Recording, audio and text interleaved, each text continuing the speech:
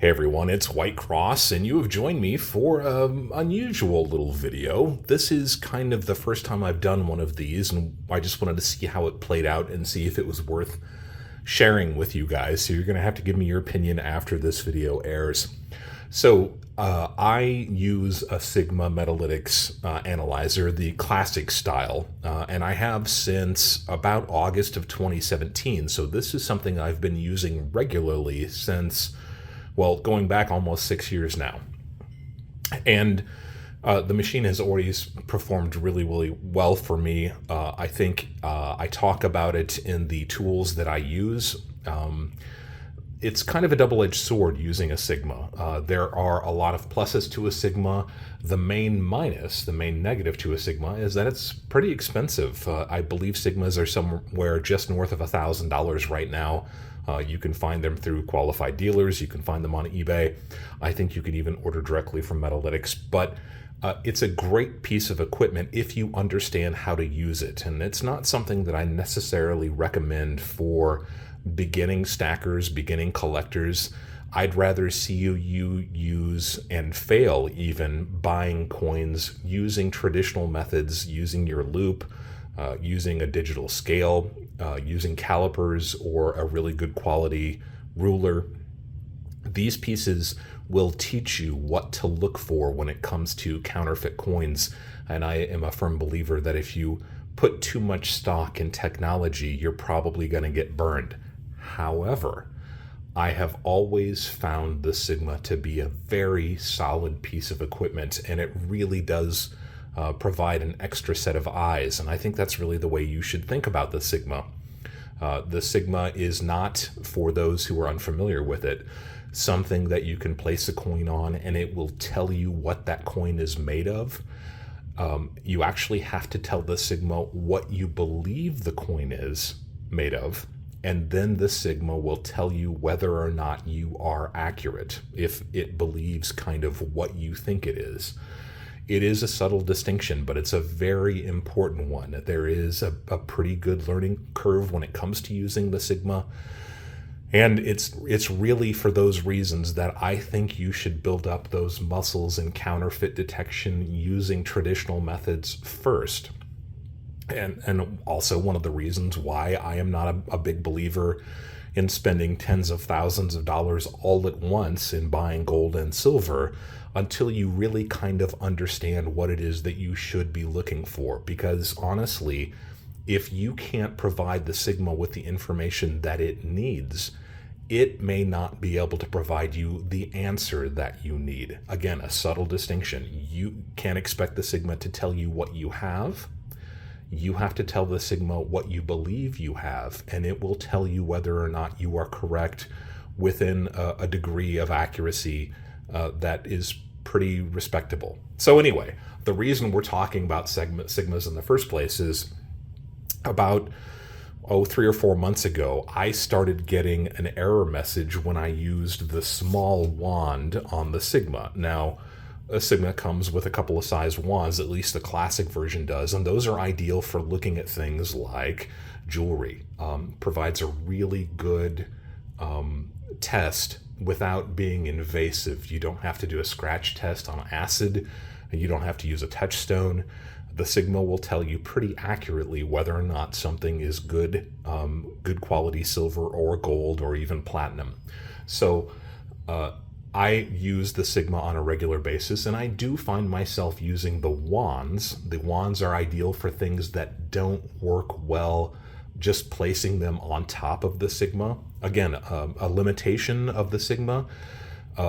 Is it a feature? Is it a bug? I think using the wands takes even more practice to understand. And I'm saying wand, W-A-N-D. You will understand what it is that I'm talking about here in just a moment.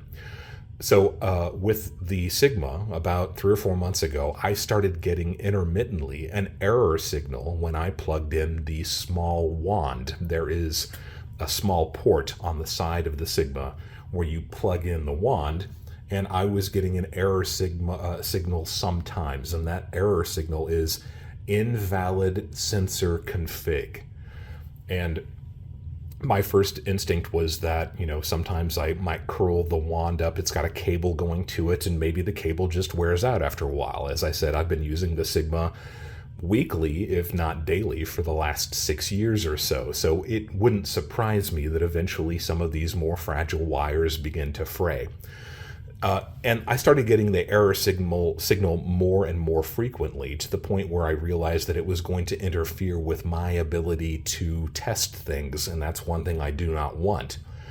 So I reached out to Sigma, and to my surprise, they answered almost immediately. And I explained the problem, I explained the error message that I was getting, and they were very polite and very understanding, and they gave me a couple things that I could try.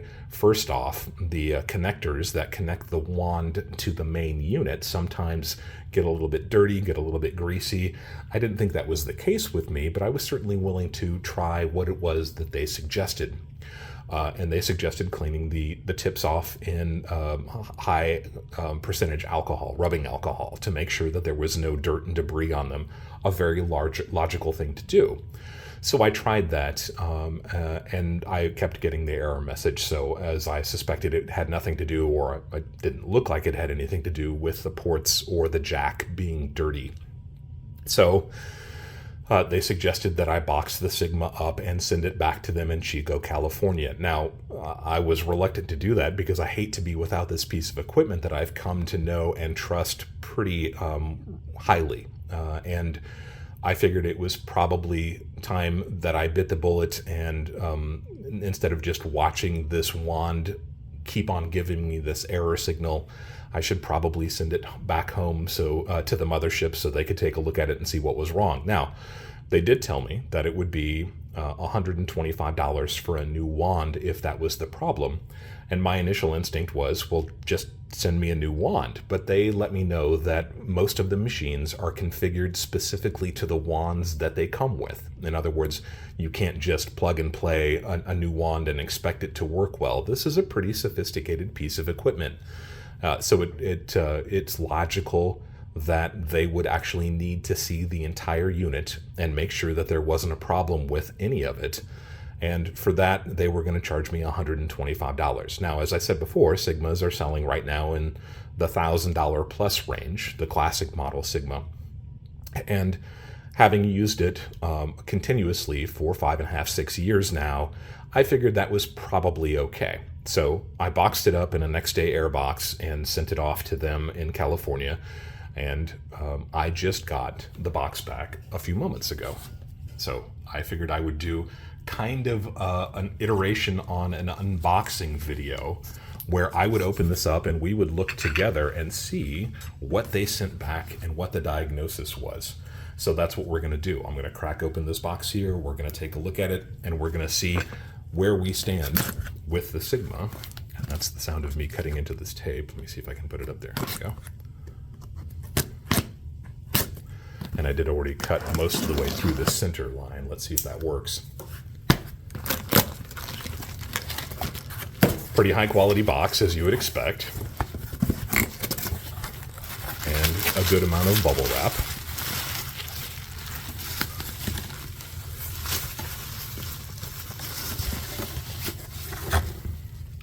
There's no notes inside the box. Let's hope that there's something inside the zipper bag. Now, this is my original cloth bag that the unit was shipped in. And let me just open it up real quick and see where we are.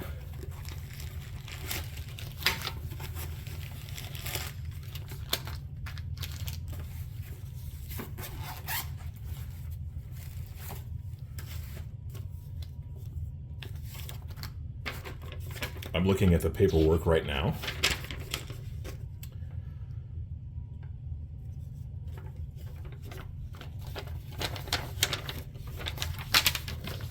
And I had sent off, I bought this unit originally from Pinehurst Coins in North Carolina, and you can see the date on that, 7/25/2017. That's when I bought the original unit. And they sent it back to me with, I don't know if it's been refurbished. I don't even know if this is my original unit, but let's get it opened up and try it out here. It looks like my unit, but again, for all I know, it's a brand new unit. I don't see any paperwork along with it. Maybe they were going to bill me or send me some information later.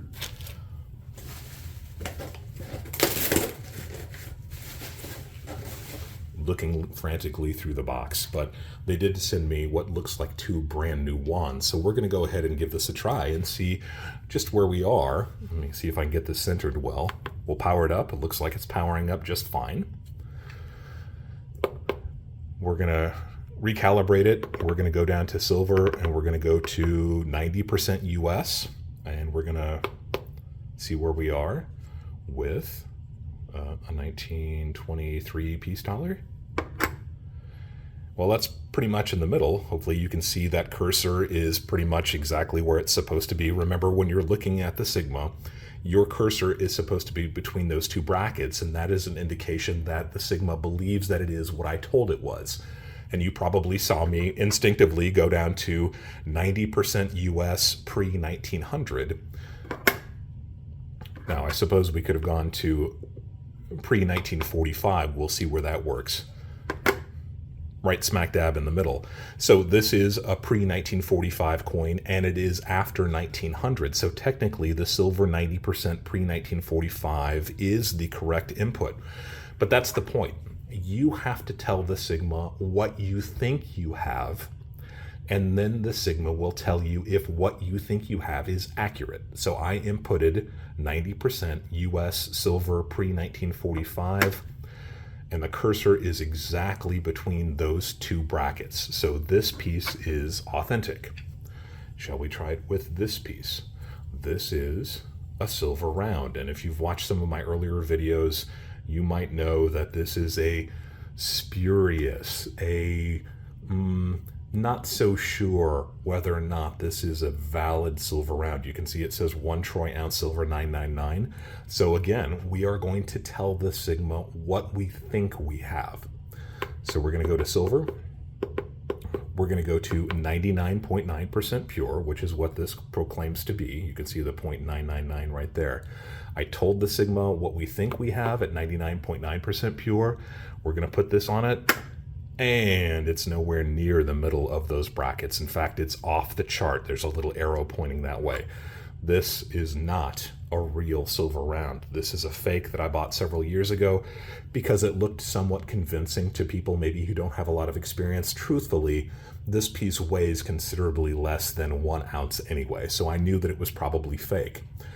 Let's test something a little bit more difficult for the Sigma. This is a Franklin half, a 1954D, MS64 PCGS, full bell line Franklin half dollar. Let's go ahead and set it, the Sigma, to 90%. 1960, let's try that first and see if it reads it through the slab. It does.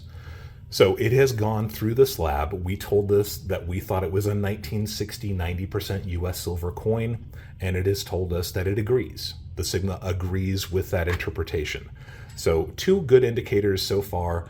We have a raw peace dollar that worked the way it was supposed to. We had a fake round that clearly is not fake, and the Sigma was able to tell that.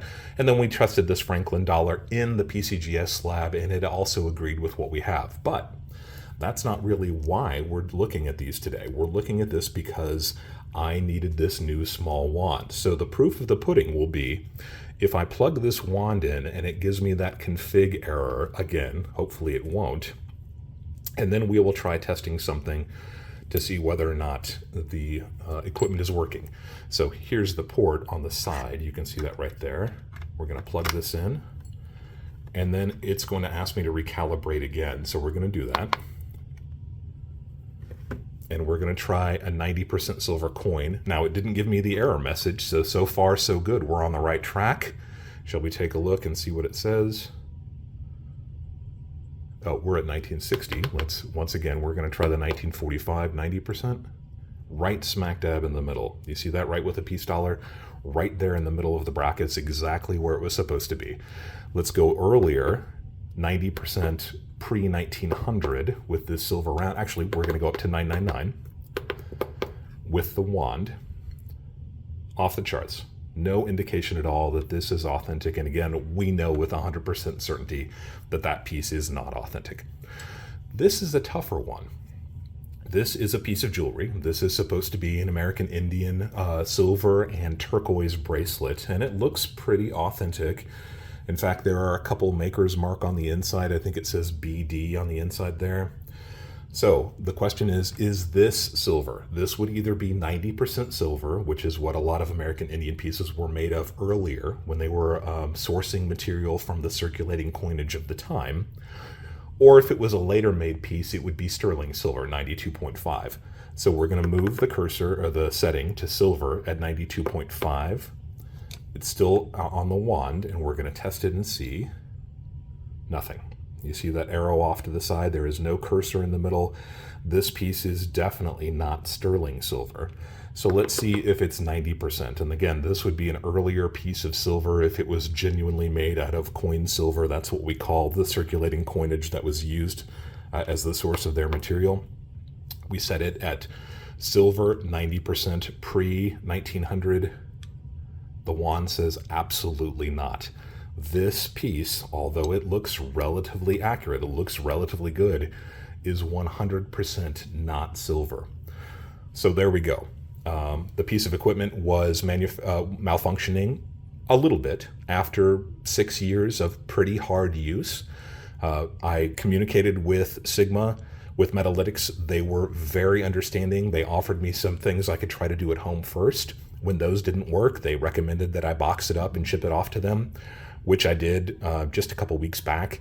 And it was already in my P.O. box a couple days ago, and this is the result. It is working exactly like it should, and there are no problems with it at all. I am thrilled to get my piece of equipment back that I missed very sorely while it was gone.